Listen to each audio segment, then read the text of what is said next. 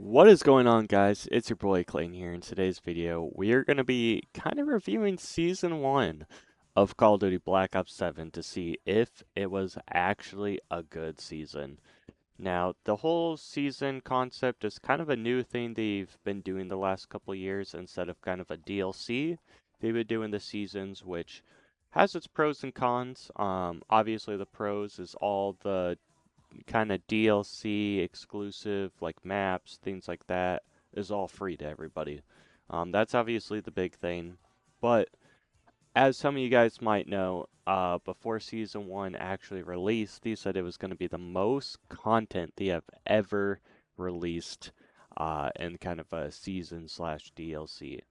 So, with that being said, first we're going to see if that was even accurate or not.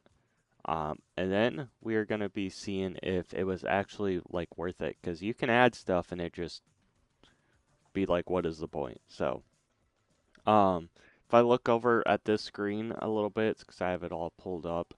Um, but the big thing for multiplayer is the maps. They had, from the looks of it, one, two, three, four, five, six, seven, 8 maps, which is usually double what they normally release. So, right off the bat, pretty good. And honestly, all the maps were actually pretty decent. The only one I didn't really like was I don't know if it has a name on here. It doesn't, but the one with the big swords and the teleporters. Not a big fan of that one. But they had the iconic standoff. They had a meltdown. Um, wasn't a giant fan of meltdown, but standoff obviously a classic. And they had a few more as well. Fringe also coming back was pretty nice. They had the one where you're kind of on the rooftops. I think that's probably the best map, honestly. Uh, but yeah, then they add a bunch of new game modes in the party game section. Uh, I'll be honest, I don't really play the party game section, so I don't know if you guys enjoyed it possibly more than I did. But the big thing that I think kind of surprised me, and maybe you guys don't even fully know if you kind of don't really check it, but they added a lot of score streaks this season. Um, I want to say there was like 4 or 5.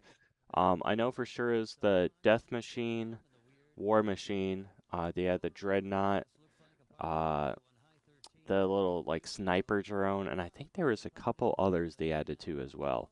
But to add 4 or 5 score streaks in a season is kind of crazy to me, honestly. Um, Now, switching over to something I don't normally play, or I didn't think I would play, is Endgame. For you guys that don't know what Endgame is, it is kind of an extraction shooter for Call of Duty. Um, you can kind of play it. At first, it was just exclusively after you beat the campaign, but now they kind of released it to everybody.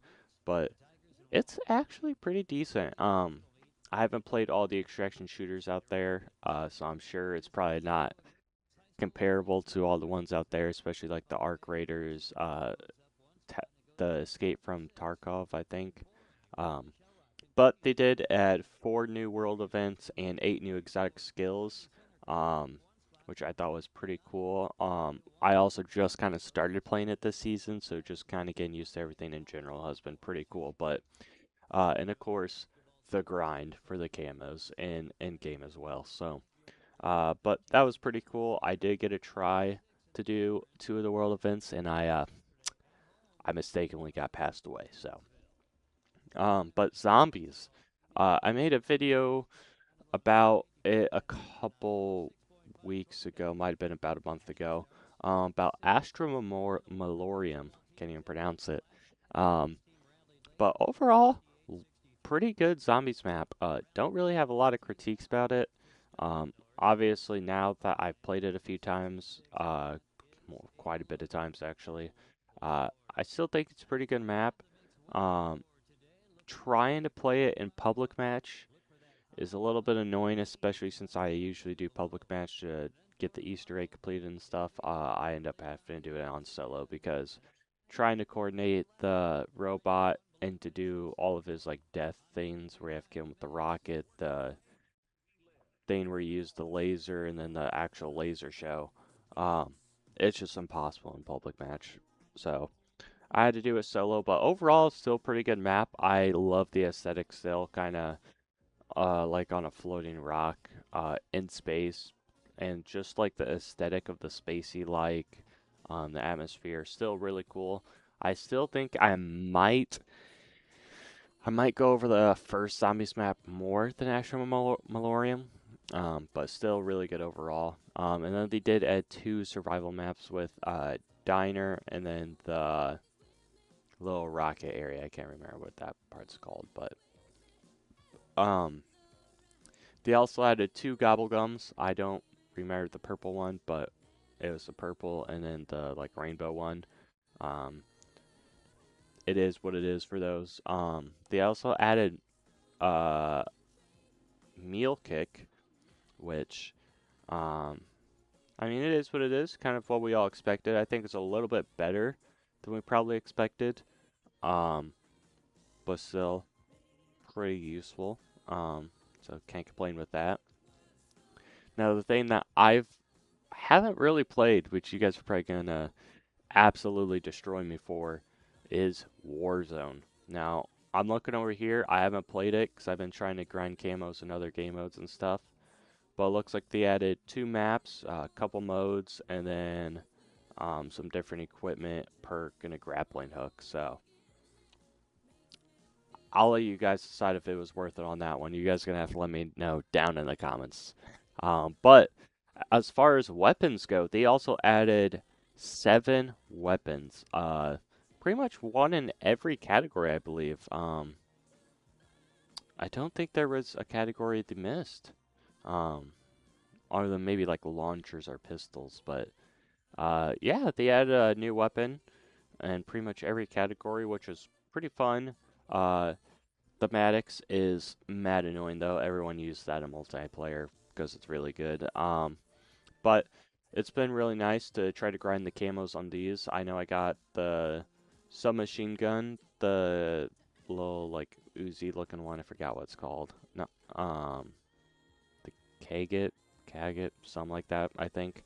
Um, but another thing that I also found kind of fun, actually pretty fun compared to how they did it in previous seasons, is the weekly challenges. Now, the weekly challenges are obviously a set of different challenges you can do in multiplayer campaign or in game and multiplayer or zombies, and I think you can do it in Warzone too. But completing the weekly challenges obviously gets you some different. They had different ones like the ballistic knife, akimbo shotguns, unique attachments, and then obviously camos you get along the way.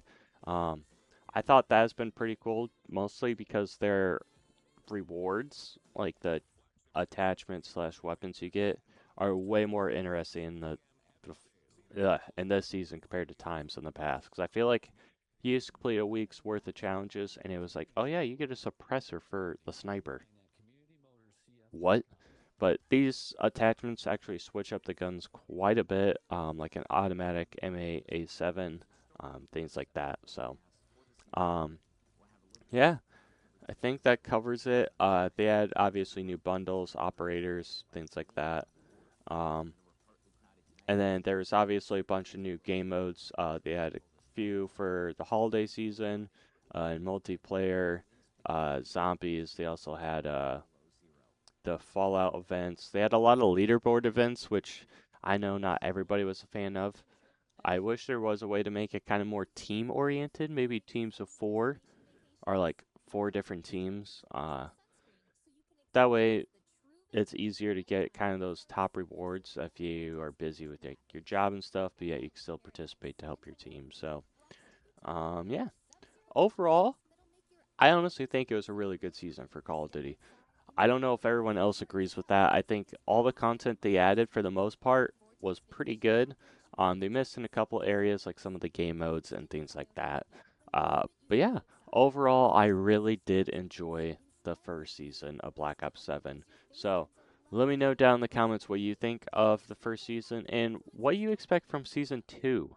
Because obviously, dropping the most sort of content in one season is going to be hard to live up to in season 2. So let's see if it lives up to the hype.